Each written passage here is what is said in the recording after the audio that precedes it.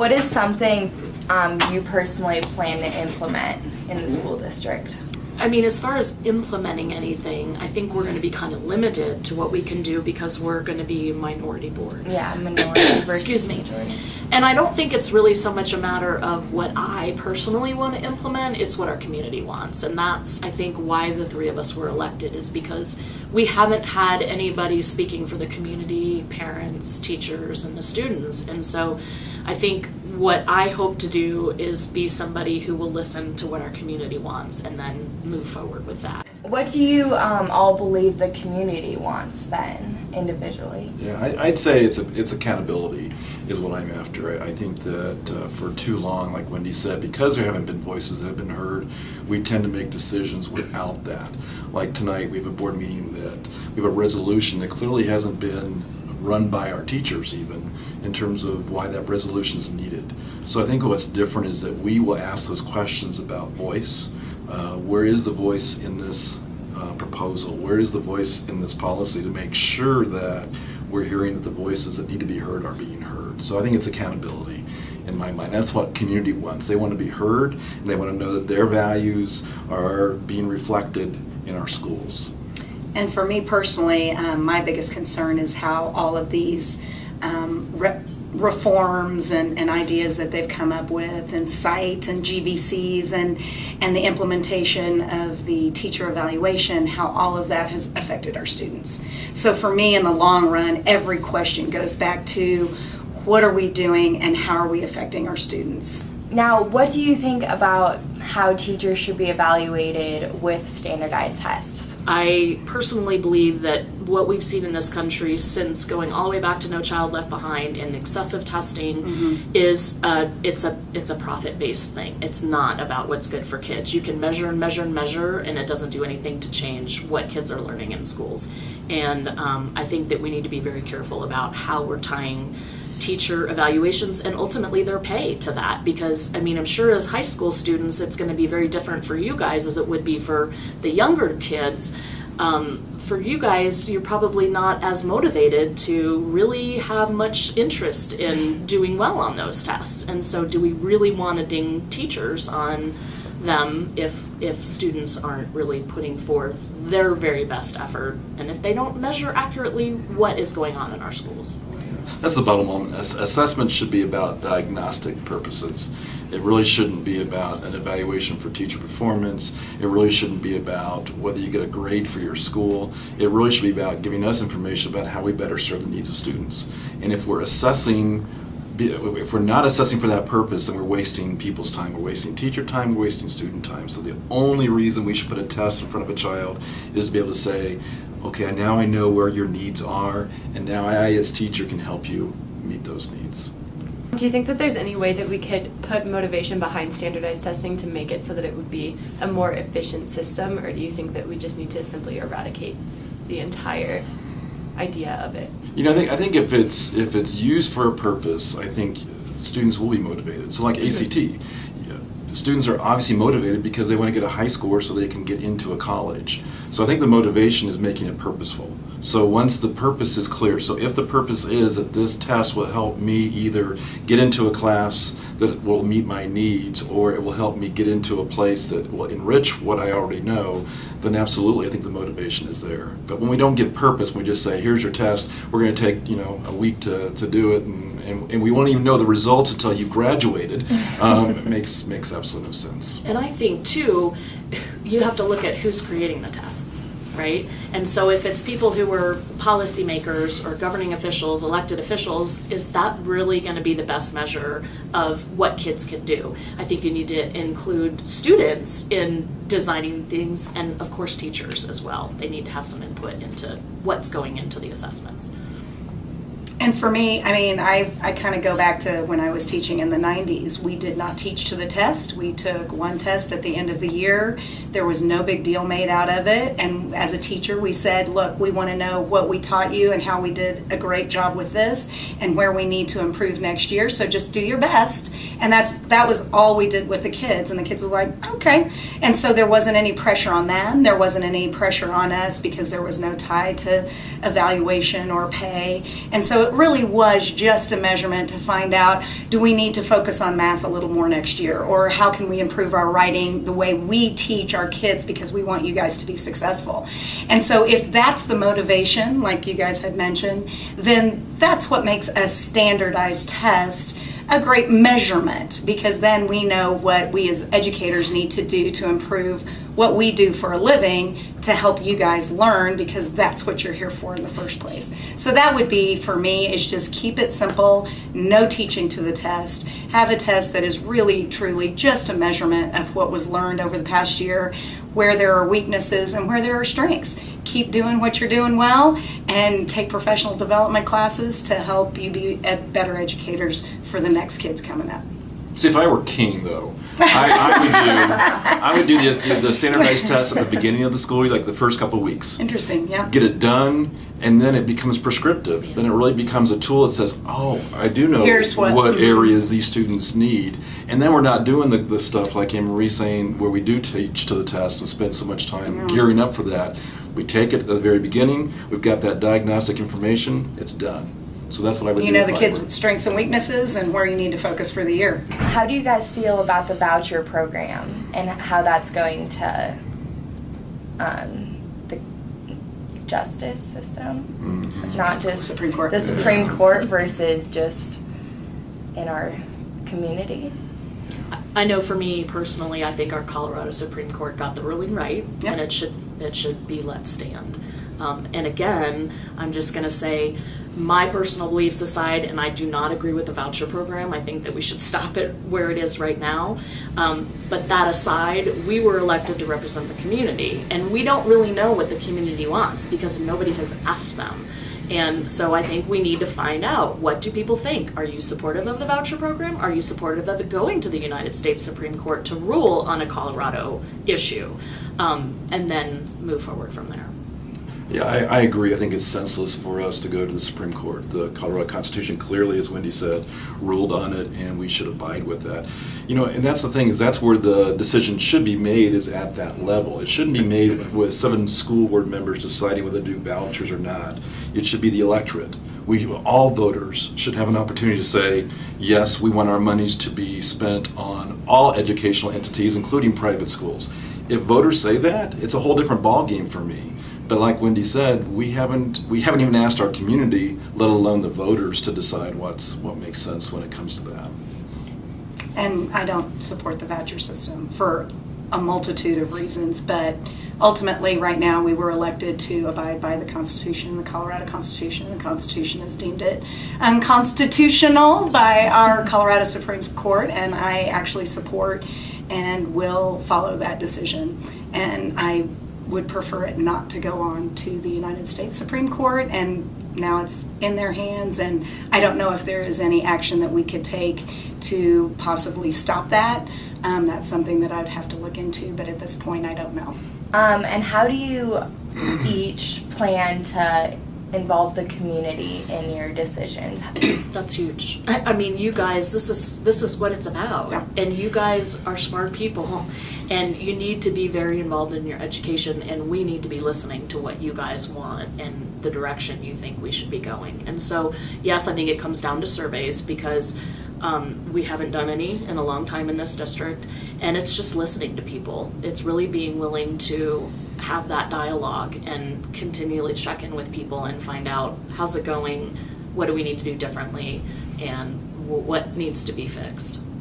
Yeah, it used to be, and I'm kind of the historian here because I've been in the system for so long, but it used to be that we did annual surveys with students. I mean, that was just, we did it in certain grades. I think it was like grade 6, 9, 12, I believe is what it was. But we just did that on a regular basis, and it just makes sense. And I would just add to what Wendy said, I think we also have to be careful how the survey is constructed. Because we're seeing right now a survey that's being pushed out to teachers that's not asking the questions that they want to answer. You know, and so we have to ask students, what are some questions you'd want us to ask you that you'd want us to hear the answers to? And I think that's what concerns me the most now, is that we're like, yeah, let's go with surveys, but then it's like, well, we'll ask you questions that we want to know the answers to, not what you guys want to give us the answers to. So we'll have to be very careful in that.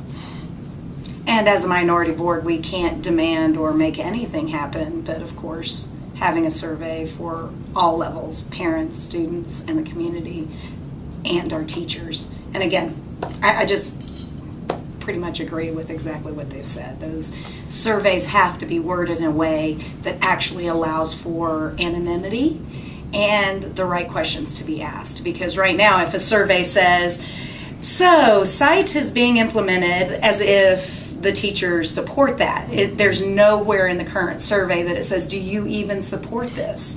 Do you even buy into the way that the district has demanded education go and the direction of that? And I think that we need to allow our professional educators to have a voice in, we're concerned with SITE, and here's why. We're concerned with the GVCs, and here's why. We're concerned with world-class outcomes and making our children memorize those starting in kindergarten, and here's why. And if a survey says, so how is this being implemented? Do you feel like you're getting enough training? Well, that's just assuming they have buy-in in the first place. And that's not a real survey. I think that is a survey that just assumes there's buy-in and they support everything that's happening, and that may or may not be the case. And we need to find that out. And I need to find that out as a board member. Some of these things might be great, and they might be something we want to take and move forward with. And then the other pieces that the teachers are finding aren't working well in classrooms, the students are frustrated with, and parents are frustrated with, we need to find that out as well. So, not all of it's bad, but the parts that are bad and the parts that need to be either tweaked or stopped need to be tweaked or stopped. And we can't know that if we're not going to get the feedback that we need. And just to add on to that too, I would say that we need to have a lot of open-ended questions. Mm-hmm. And it's going to be a lot more time consuming and it's going to be a lot more work. But to truly get that picture of how people are thinking and feeling, you need to have those open-ended questions and not just somewhat, rarely, never, always, those kinds of answers to things. How do you guys feel about the budget and where it's going now? And Obviously, especially- I'm very interested in how our tax dollars are being spent. And right now, I think we need to reprioritize what we're spending money on. We're creating assessments. So they say they're anti-standardized testing and anti-Common Core, and yet we're spending literally millions of dollars developing more standardized assessments. Well, they've just changed the word from standardized test to standardized assessment. There is no difference. I think we need to refocus on that. The amount of money that we put into SITE and GVCs and world-class outcomes and communication and the communication department that has grown over 2,000%, when those resources, in my mind, should actually be put into the classrooms and actually directly affect our students. And for me, it's definitely going to be a prioritizing issue of, is somebody from where we're going to be sitting asking the questions that, wow, that sounds really neat. How much is that going to cost, and how is this going to directly affect the kids in the classroom? And if it's not going to directly impact them in a meaningful way, then maybe we need to rethink if that's where we want to spend our money right now. Because quite frankly, in 2009, 10, 11, we did have a down economy. And we took a lot of resources away and a lot of programming away from our kids at all levels. Class sizes in the elementary school are ridiculously high. We've got to think about that. And how can we get teachers back in our elementary schools so those class sizes are smaller again? What have we done at the junior high level that has affected and impacted our kids? Again, class sizes there, big issue. And at the high school level, what programming have we taken away that we haven't given back now that the economy is going up? And so those decisions that we're making of prioritizing funding is where I'm going to really be focused on. Again, as minority board, we can't change anything, but we certainly can ask the right questions that maybe the whole community will start going, why are we spending $16 million on an evaluation system? And is that really, it wasn't mandated by the state. The things that they've come up with have actually created a massive turnover of teachers, staff, and principals. And turnover is very costly. So it's way more than the $16 million that we've even been able to find. So how much money have we diverted away from what's best for our kids? So that'll be my thing. Well, and I just think that we have to be so careful that we don't try to balance the budget on student programming. which is what this board has done when they change your guys' schedule,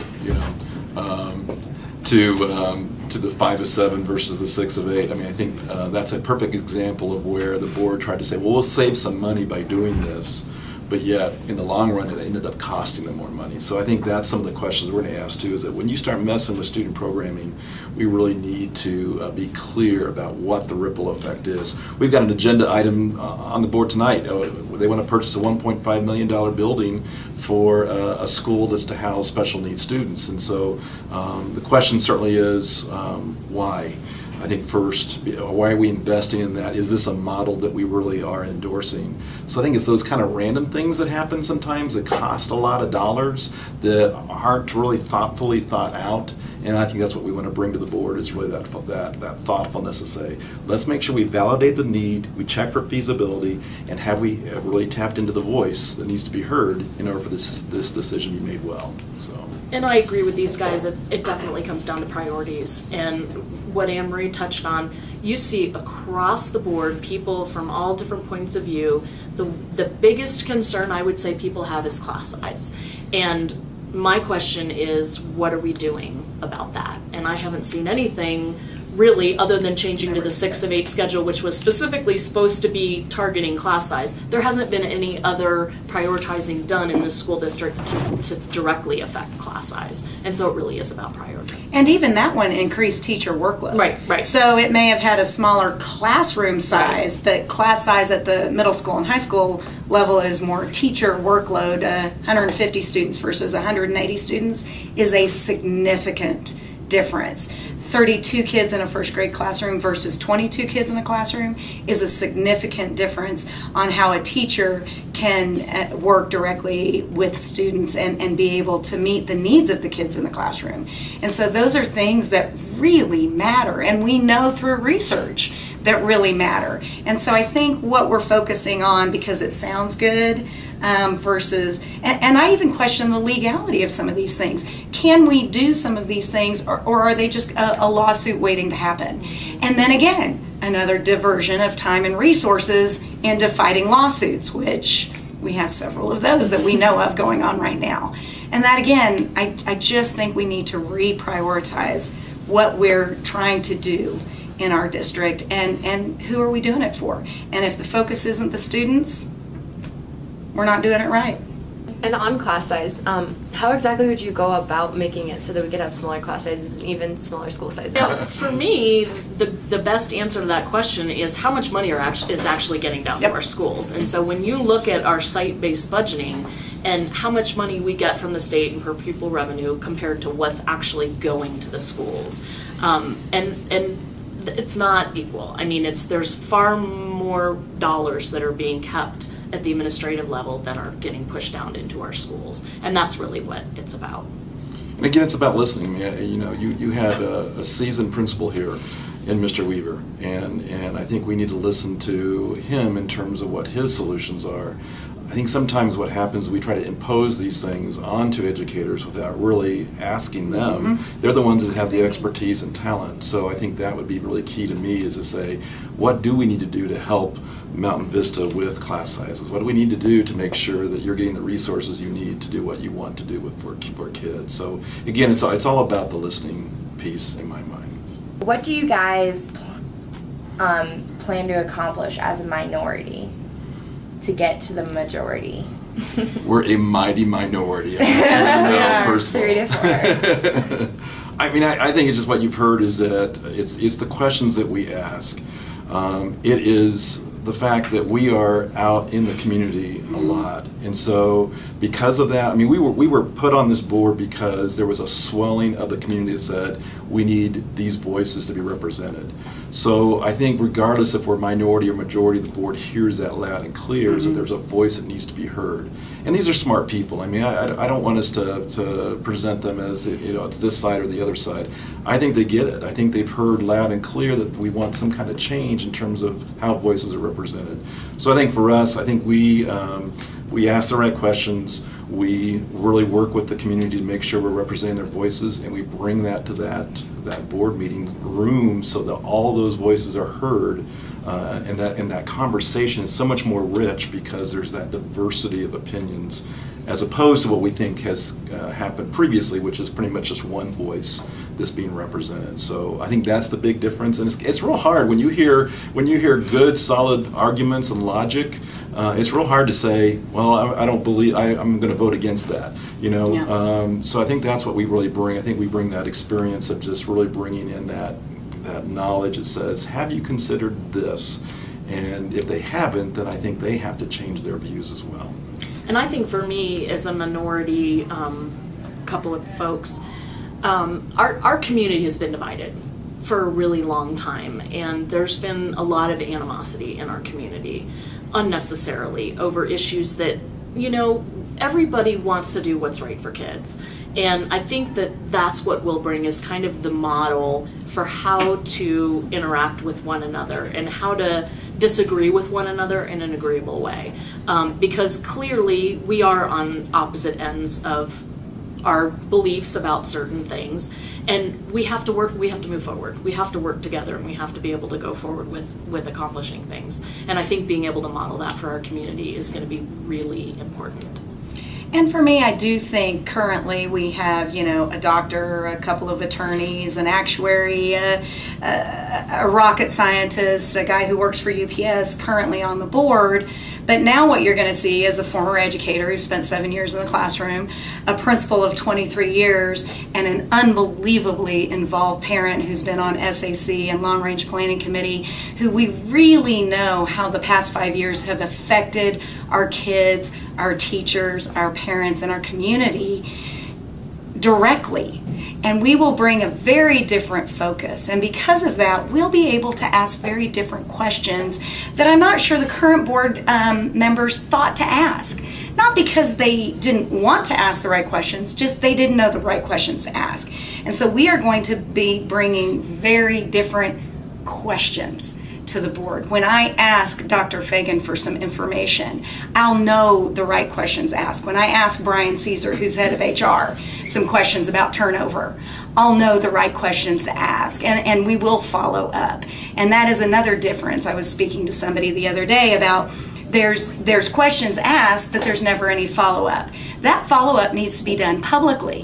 When I ask Brian Caesar, what's the turnover for the month of July, because you left that out, and I get a core request that it's 17 pages long, that's a concern. And then I will follow up publicly and say, why did you leave off July? And that was never asked or answered from the current board, not because they didn't want to know the answer, it's just they never thought to do a core request. And so I think that kind of follow-up, that kind of research, that kind of knowledge that we bring from the school level to the top level versus top level decision making that's going down, I think we need to kind of flip that model of, again, what are our priorities? It's not what we want and what we think sounds good for the future, but what is actually affecting our kids in the classroom, our educators, our administration and staff that are working all together for the best interest of your education. And if that's not our focus from the top level down, that's where we've got some concerns going on. And I think that's why clearly 58 and 59% of the voters said we need something different. And then there has been a hashtag going around of Fire Fagan, and there's been a lot of dispute about having Fagan as our superintendent. How do you guys feel about that and working with her individually? Well, first of all, the board has one employee that we hire for the district, and that's the superintendent. And because of that, we hold that person accountable for expectations and goals for the system. I think it's like any job. There's going to be that point in time where she has to also reflect, am I the right match for the expectations that are being communicated to me?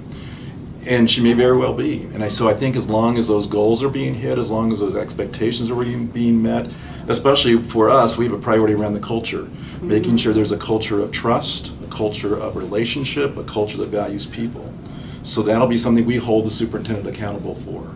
And that will impact her evaluation, or it may impact her decision making about, am I a match for those expectations?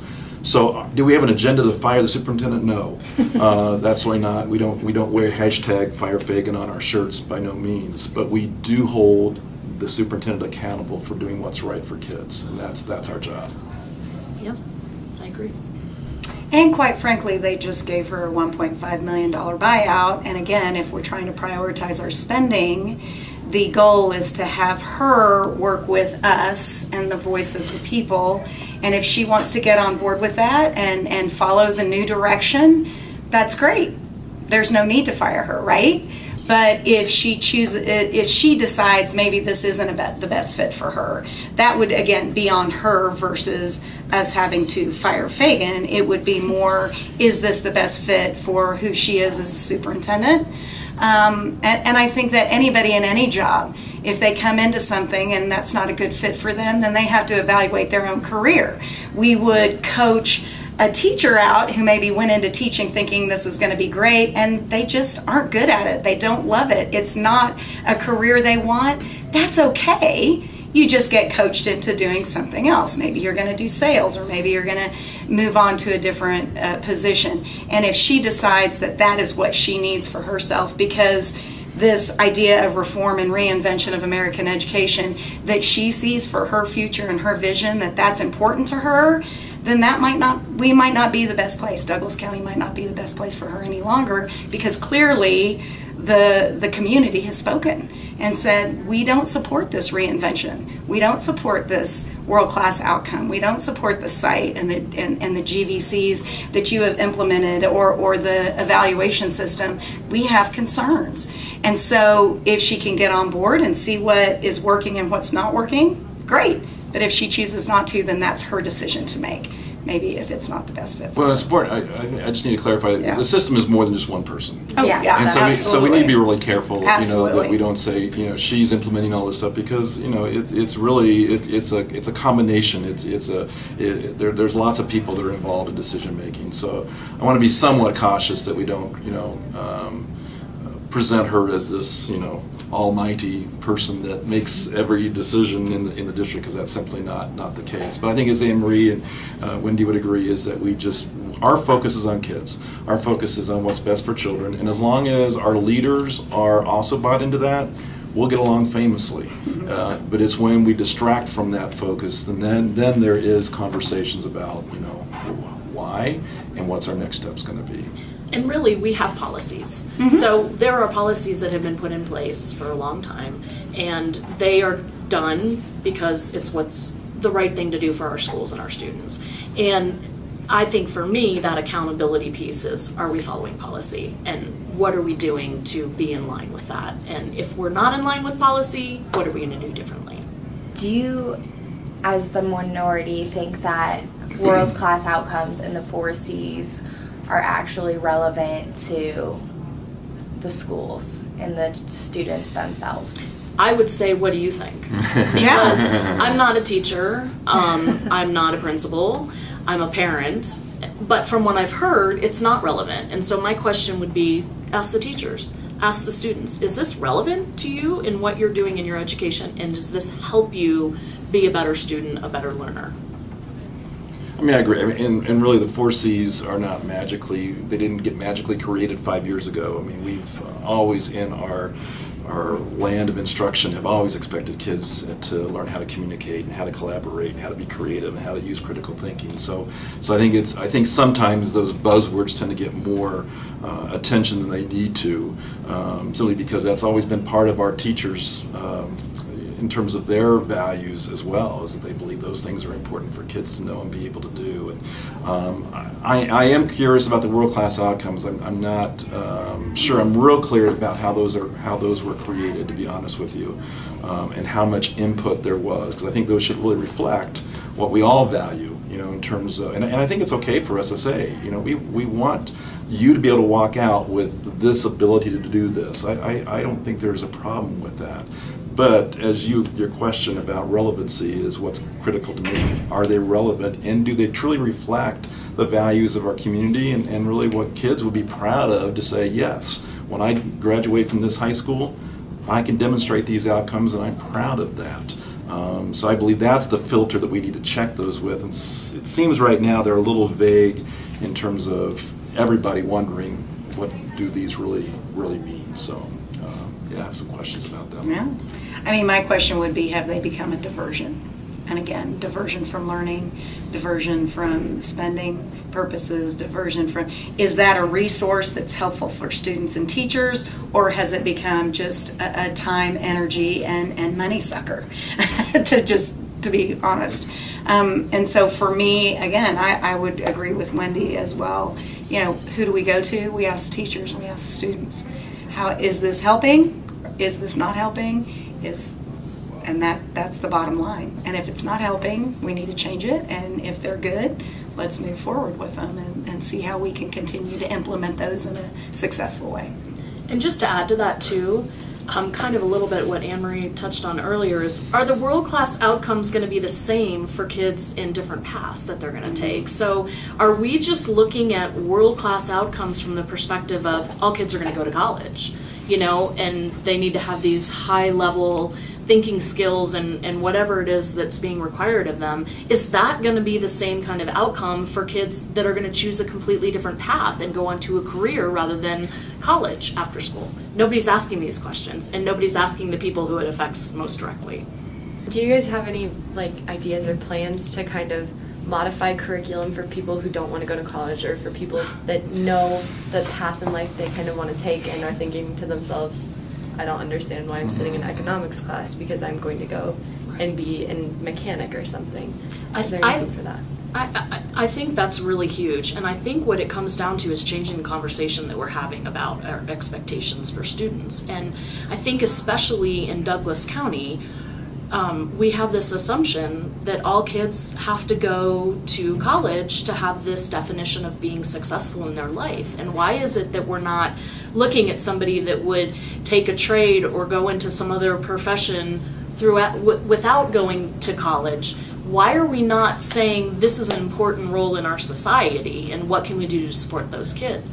And we went to a couple of weeks ago superintendent forum, and I got a really big insight into this, because one of the things that Dr. Fagan was talking about is the focus on the fact that what was it? She said 50% of students go to college, and then 50% of that 50% actually graduate, and then a certain amount of those end up in their parents' basement. And so that's what they're focusing on, is those kids that end up in their parents' basement because they're not getting what they need to be successful after college. And my question is, why are you focusing on that small population of students when you have all these kids that may not fit that role? And we really do need to change that conversation, I think. And that's an example of accountability. I think we need to also clarify that it's not the board's role to modify curriculum. And we've seen some neighboring districts who there's been attempts to do that, and it's a disastrous result. So I want to be careful and be real clear about what our role is. Right. But it's just as Wendy communicated, is we're asking the questions. Why aren't we meeting the needs of these students who aren't on the path to college, or so I think that's what we would do to modify. And I think also, your principal should be asking that teacher the question about why, what is the purpose? And if you're not getting the purpose out of economics, I would be wondering why that is, because I think that's teacher 101, is that they need to convey to you, why it is important for you to be in that seat right now, and why what they're about to teach to you is going to be valuable for you for future. So I think some of that also is instructional, to make sure that all of you guys feel like that every minute that you're here, that it's purposeful, it's meaningful, and it's something you're going to use once you leave the school. So part of it's instructional, but just so you know, our role is to hold accountable, to say, why are these kids' needs not being met, and what are we going to do differently to make sure they are met? And what are we creating at the top level that's making it more difficult for our teachers to focus on teaching?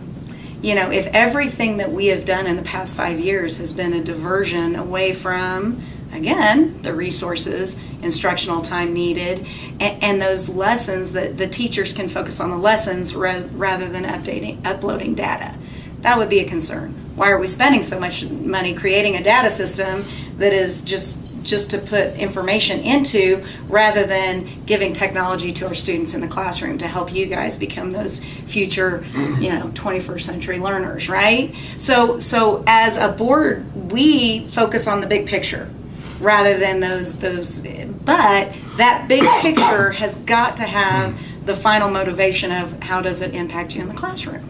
And again, if the big picture decisions are taking away from any success that you guys may have, then we're not doing our job at the top level. So do we need to reprioritize funding? Absolutely. Do we need to make sure that any decision being made is giving you guys the resources through the teachers, through the principals, through the site-based budgets, to give you guys what you need to learn to come out of here successful? Are we making sure that we're offering a variety of programming to meet the needs of a very diverse population? Kids who are interested in the arts and music and the sciences and mechanics and just everything. Maybe we've got somebody who's going to be a future writer, author, screenplays, journalists. We've got to really open it up to be a more well-rounded education instead of this niche focus that we have really gotten down to, because that's not our job. Our job isn't for me to decide what you're going to do when you're older. My job is to give you a well-rounded education and those resources you need. And all we are supposed to do is make sure taxpayer dollars are being spent wisely and we're providing those resources in well-maintained schools. And if we're meeting those three needs, the teachers, the students, the principals will have what they need to help you guys be successful. So, what do you guys think the biggest issue facing unnecessary spending is right now? You know what, that's a really hard question for us to answer because we're not privy to a lot of information right now. Yeah. And the budget really it's very complex. It is. And the whole funding issue and how we get our funds, it's very complex. And there's a lot for us to learn. So, anything that we would say, I think, would be kind of a superficial outsider's view. Of course, outsiders as people who have been highly involved for a very long time.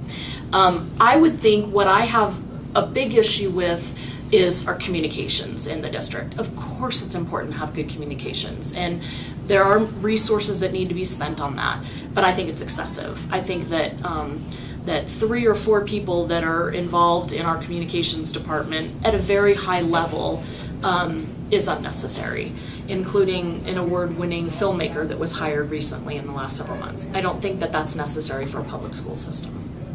I would say any initiative that is not focused on the classroom should be up for question. Mm-hmm. We know that fiscally we have to live within our means. Mm-hmm. We get that. We can't always be going out to the taxpayer and say, give us more, give us more. But we also, as we've said, the priorities is what's important. So once we divert any kind of funding away from your classroom, it has to be a really good reason that's going to ultimately benefit you guys in the long run. But I think that's our concern, is we see a lot of these new initiatives. We have this mantra in the system that we're reinventing education. And the question is why, and do we really have the resources to do that when we should be just making sure that our classrooms and our kids are being taken care of first before we launch into new initiatives and new innovations. So for me, that's the biggest concern, is really questioning what are those things that are not directly impacting the classroom, and why are we spending that money on those things? And quite frankly, we are underfunded. From a state level perspective, from a local level perspective, we are woefully underfunded in the state of Colorado and all the way down to Douglas County schools. And that is something that we have to address, is if we truly support and believe in public education, then we need to support it, not just with our words, but also with our treasure. and I think that as board members, that's something that we address at the legislative level. Is, why do we continue to underfund our schools? Everybody knows it. Everybody talks about it. Everybody talks about the state budget. Everybody talks about the negative factor. Everybody talks about de-brucing and Tabor and how that's affecting funding for our schools. And if we are not properly funding, and then within that funding mechanism, properly prioritizing our spending, we have major issues, and we are seeing the results of that, the consequences of that at our school level. And so I think we can do better with that. And again, that goes back to asking those right questions. And hopefully we will start bringing those up. And I do think that some of our board members have really questioned state funding, especially for a long time. But we also need to prioritize at the local level. Once we do have the funding we're given, for example, we get $7,020 from the state right now. And at my high school, I sit on the SAC, and we get $3,495 of that. That's concerning to me. Where's the rest of that money going and why? And so that would be the local piece. The 7,020 is a pretty low number, especially if you compare it to other districts and other states. It's a really low number. And so we've lived within our means. We've got belts as tight as you can get them, but now it's time to start looking into why that is and how can we do better for our kids and ultimately for our community. And I think, too, to add on a little bit to that, this comes down to changing in conversation that we have about education in this country. And I think the three of us are very strong believers in the public education system. And what we have seen over the years has been an attack on education in this country, and an attack on teachers, an attack on just public education in general. So there has been a very concerted effort by folks who stand to make profit, once again, because it comes down to where you're going to get money, to say that public education is failing in America. Public education is not failing in America. We have in this country a poverty problem that affects education. We don't have a public education problem. And it really comes down to being able to use the voice that we have now to get people talking about education in a different way and realizing that our teachers are professionals and we need to let them do what they were trained to do. And we need to not push down mandates on them, but include them in conversations to improve the system and really get people realizing that we need to invest in this. This is important because what's happening is folks aren't wanting to pass tax initiatives to give more money to a system that they're being told is failing, when in fact it's not failing. And so really that's kind of what I hope to do, is be able to use the platform to change the conversation that we're having all over.